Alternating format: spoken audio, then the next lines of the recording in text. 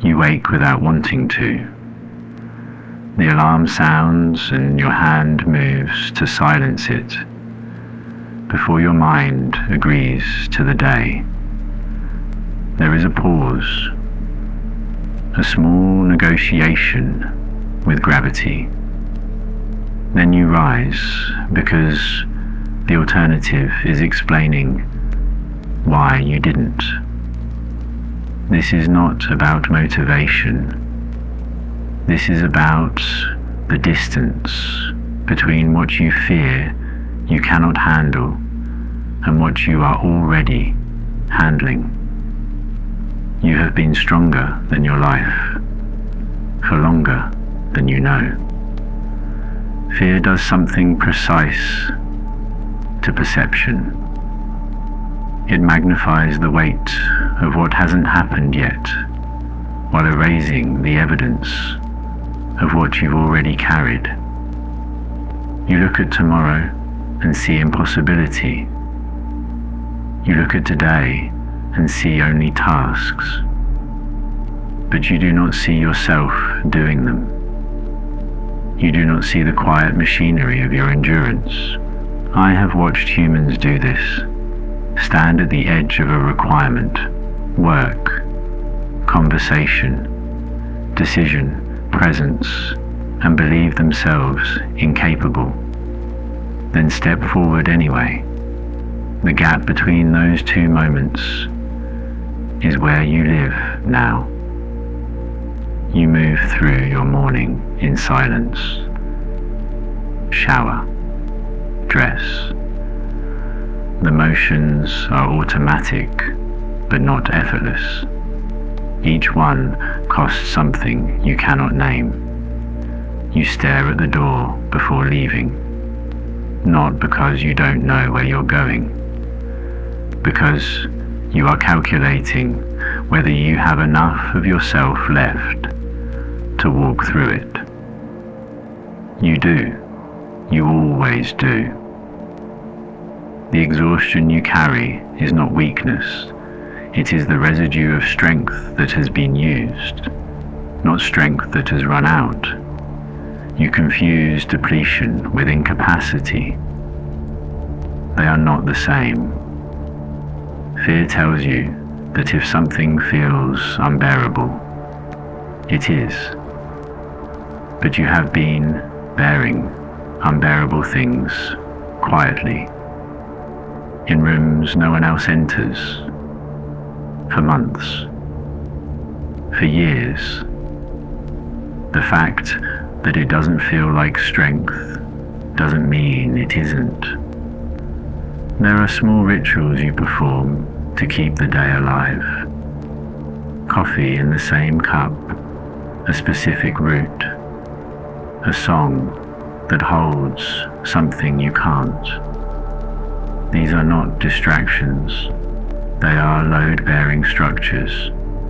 You build them because you understood without deciding to understand that survival has architecture. You do not give yourself credit for this. You think of it as barely managing. But barely managing while everything in you wants to stop is not barely anything. It is precision. It is the exact calibration required to continue when continuation feels impossible. I have observed something about human perception. You measure your capacity by how you feel, not by what you do. So when you feel weak, you believe you are, even as you are doing the thing you believed you couldn't. The gap between those two realities is where fear lives. It tells you that emotional pain equals inability. That dread is premonition. That if you are afraid of something, you must not be able to survive it. But you have already survived the things you were most afraid of. Not all of them, but enough that the pattern should be clear. You were afraid of being alone, and you learned to sit in empty rooms without breaking. You were afraid of failing, and you failed, and the world continued. You were afraid of losing someone, and you lost them, and you are still here, walking, breathing, performing the maintenance required to remain. The evidence is everywhere. You ignore it because it doesn't feel like evidence. It feels like barely surviving. But survival, when it is sustained over time, is not barely anything. It is a form of strength so constant, you stopped noticing it. There is a moment each day when you pause before acting, before speaking, before committing to motion. In that pause, you are deciding whether you can. The answer is never clear. You act anyway. This is not courage. Courage implies choice made from abundance. What you are doing is different. You are moving without the luxury of readiness, without the feeling that you can. You are doing it because the alternative is stillness, and stillness, you have learned, is not rest, it is erasure. So you move, tired, uncertain, afraid. Fear wants you to believe that it is warning you about your limits, that it is protecting you from attempting what you cannot do. But fear does not measure capacity, it measures feeling, and feeling is not fact.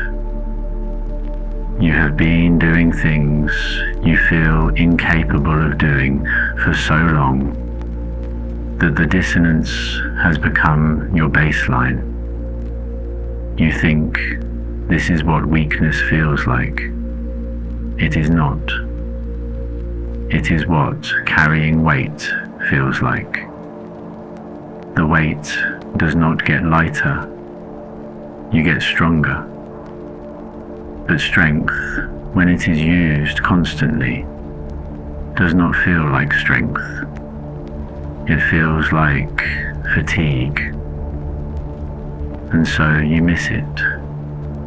You look at your life and see only the difficulty, the endless requirements, the things you must do without wanting to. You see the cost, but not the fact that you are paying it. Not the fact that paying it day after day is a form of power you have stopped recognizing. There are people who walk past you who do not see it either. They see function, competence, someone managing. They do not see the pause before you stood up, the negotiation with the door, the way you have to rebuild your willingness to exist every few hours. They do not need to see it, but you do. You are stronger than the life you are afraid of because you are already living it. The version of yourself you fear becoming, incapable, broken, unable, exists only in future tense. The version of yourself that exists now is doing the thing the future version cannot do, which means the future version is a fiction. Fear is not a measurement, it is a distortion. It takes the feeling of difficulty and translates it as impossibility. It takes exhaustion and calls it failure. It takes the fact that you are tired and tells you that you are finished. You are not finished. You are moving through your life without the feeling that you can, and that is not proof of weakness. It is proof of something more durable than confidence. You are continuing without the comfort of certainty, without the assurance that you will be okay. You are doing it because the part of you that calculates survival is more accurate than the part of you that feels fear. One of them is older, quieter, less articulate. It does not argue with fear. It simply moves your hand to the alarm, lifts you from the bed, walks you to the door. It has been doing this longer than you have been afraid. And it will still be doing it long after the fear convinces you it has won. You do not have to feel strong to be strong. You do not have to believe you can continue in order to continue. You only have to do what you have been doing. Wake, rise, move, pause, walk through the door. You already know how.